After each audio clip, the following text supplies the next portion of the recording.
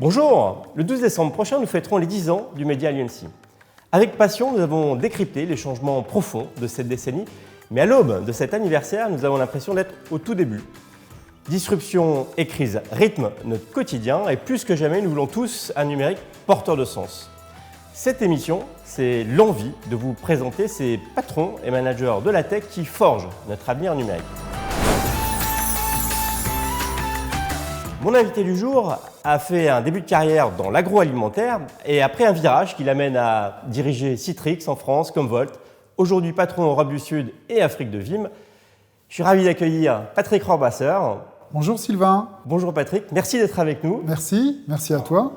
Effectivement, ravi de te revoir. On s'est rencontrés à plusieurs reprises pendant ces 10 ans. Absolument. Et on va en savoir un petit peu plus sur toi à travers une série de questions. Je vais t'inviter à te révéler, partager ta vision et ton regard sur ce numérique.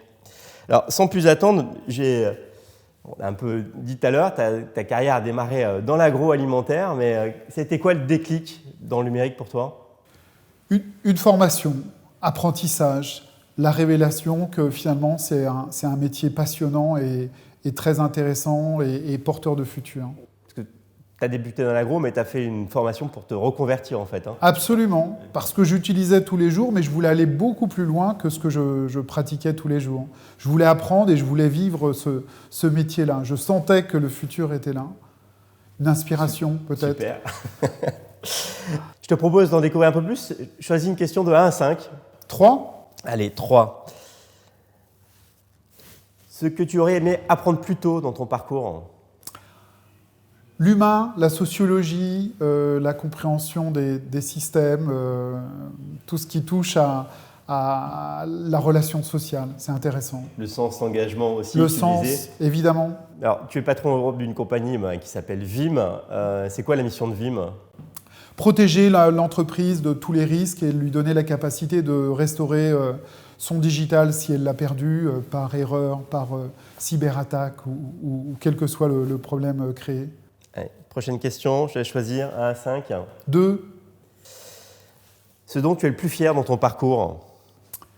L'évolution depuis le début, finalement, le fait d'avoir commencé dans la technique, d'avoir évolué naturellement vers le management et puis aujourd'hui de diriger une très belle équipe multiculturelle qui tous les jours me surprend et me donne la volonté, le courage et la curiosité de continuer encore plus dans ce sens-là. Allez, celle-là, c'est moi qui l'ai choisi. Un mentor, un coach qui t'a inspiré dans ton parcours ? Alors, je vais en citer 2. Un qui m'a beaucoup inspiré, qui s'appelle Michel Théon et qui m'a donné beaucoup de trucs, de façons de faire au niveau commerce. Et puis un qui a énormément contribué aussi, c'est Mark Templeton, l'ancien CEO de Citrix, qui était quelqu'un d'extrêmement inspirant sur le futur et le digital. Allez, une dernière. Une anecdote professionnelle qui te revient dans ton parcours ? Une réunion avec Mark Templeton, le CEO, avec tout un ensemble de clients. Il donne une première vision de son futur, de ce qu'il pense être l'évolution du digital. On fait ça le soir, après l'after, avec nos clients, on discute, on brainstorm. On avait prévu, c'était quelque chose de très structuré, formaté. On avait prévu des workshops le lendemain matin. Et je me lève le matin de bonne heure et je vais réveiller Marc et je lui dis « Il faut qu'on change complètement, les clients attendent beaucoup plus de tout ce que tu as pu communiquer hier. » Et je le vois drafter en moins d'1 heure sur un papier tous les sujets qu'on a pu brainstormer la veille au soir avec les clients au bar et ressortir quelque chose d'extrêmement inspirant durant les 3 heures qui ont suivi la matinée de travail avec les clients. Alors, on vient de passer 10 ans. Quel est le fait qui a le plus marqué cette industrie pour toi ? Je pense qu'il y a quand même un fait qui a pendant ces 10 ans, l'adoption massive de la virtualisation a changé énormément de choses. C'était précurseur du cloud, et le cloud, c'est juste le début de l'aventure. Donc voilà. Ça, et tu me disais aussi le rythme qui était quand même... Le rythme, évidemment, puisqu'on adopte le cloud pour 2 raisons majeures, c'est l'innovation et le time to market. Et donc ce time to market, plus on a de puissance, plus il y a de capacité, plus on va vite, et on sent cette vitesse s'accélérer de manière incroyable. Allez, 1 à 5. 2. Faut-il s'inquiéter de la place du numérique dans nos vies ? Ça fait une petite transition. Absolument pas. C'est dans nos vies, donc il faut bien le comprendre. Il faut le gérer. Et il faut écouter les enfants parce qu'ils ont aussi leur vision du numérique et savoir s'adapter constamment. C'est une adaptation constante. Allez, numéro 7. 4. Une urgence. L'humain, comprendre comment on peut continuer à attirer les talents, comment on peut continuer à travailler de mieux en mieux avec la place de l'homme dans le système et comment il va évoluer au sein de ce système et comment le système va évoluer avec l'humain. C'est moi qui te l'ai choisi. Ta vision du futur du travail.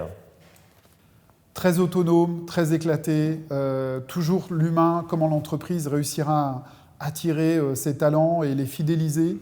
Le travail va fondamentalement changer. Quand j'étais chez Citrix, on a promu ça pendant des années. Le travail flexible, hein, la pandémie l'a juste légitimé. Mais le travail de demain, c'est les réseaux sociaux, c'est... Alors, tu pilotes une entité Europe du Sud et Afrique, mais comment on crée le collectif dans cette démarche d'autonomie?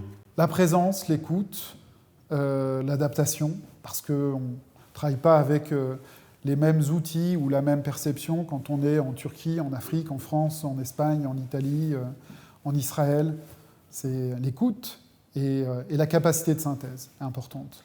Alors, on prépare notre sélection des 100 qui donnent du sens au numérique pour cet anniversaire. Quelle personnalité tu retiens, toi, qui t'inspire? Je la connais pas très bien, mais à chaque fois que je l'ai vue, je la trouvais inspirante. C'est Julia de Funès. Parce qu'on parle de sens, et un de ses objectifs, c'est donner du sens, donner la capacité à donner du sens. Dans le contexte d'une société où... Exactement. Tout à fait. Allez, 1, 5. 5. Le livre roman qui t'a marqué, influencé? Je l'ai lu cet été, je l'avais depuis longtemps, Charles-Édouard Bouet, L'ère des nouveaux titans, inspirant, étonnant. Un regard un peu préoccupant sur l'ultra-dépendance des GAFAM quand même. Absolument. Comment tout ça a été créé en fait, hein. L'économie a créé ça, la compétitivité a créé ça. Mais aujourd'hui, c'est juste indispensable à tout le monde. Et le retour arrière semble difficile. Impossible. 1, 5, encore. Alors là, 1, c'est déjà 3. fait, mais allez. Un super pouvoir que tu aurais adoré avoir? Devin, je pense. Devin, deviner. Être en capacité, d'anticiper, deviner. Alors, chez nos Gaulois, le devin, il sème la zizanie quand même. Hein. C'est l'usage qu'on en fait. Hein. C'est l'usage qu'on en fait. Mais deviner. Ouais. Un autre métier que tu aurais adoré faire? Honnêtement, sociologue, je pense. Je trouve que c'est comprendre l'homme dans le système avec l'homme et étudier la sociologie, c'est quelque chose que j'aime beaucoup lire dès que je peux. On arrive à l'issue de cet entretien. Est-ce que tu as un message à passer à Alliancy pour ses 10 ans? Oui, absolument. Je pense qu'Alliancy a choisi une voie de l'excellence. C'est pas simple tous les jours, mais il faut la garder. L'excellence, il n'y a que ça qui crée la différence. Super, merci. Merci. On va essayer de garder ce cap. Alors, et pour conclure, est-ce que ce numérique, pour toi, il est vraiment forever? Il est forever, absolument. Merci Patrick, merci à vous de nous avoir suivis. Découvrez sur le site Alliancy l'ensemble de ces portraits des patrons et managers de la tech. Et rendez-vous le 12 décembre. Merci, à bientôt.